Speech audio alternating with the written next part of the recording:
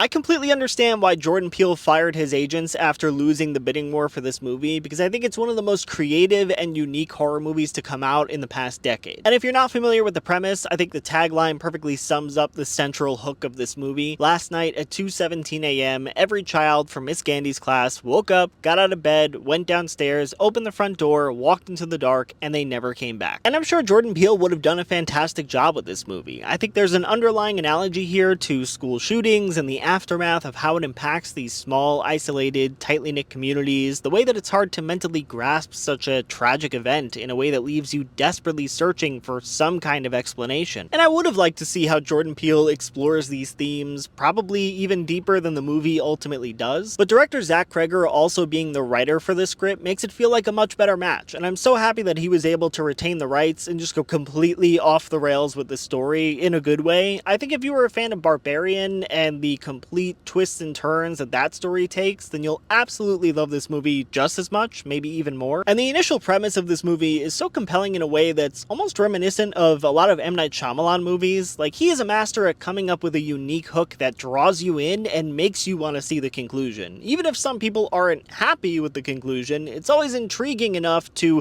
grab your attention. But what I love so much about Zach Cregger as a writer and director is that at a certain point, you're not even as concerned with the central hook anymore, because there are so many moving pieces and even more questions that start to come up the deeper you dig, that by the time you finally get to the end, you're so emotionally invested in a place that's so far removed from the starting point. I think this is not only one of the best movies of the year, but unquestionably one of the best horror movies of the decade. It's also incredibly funny in an unexpected way. Like, most of my theater was laughing and clapping at several points throughout this movie. I honestly think Zach Cregger has just solidified himself as one of the most interesting horror directors working today.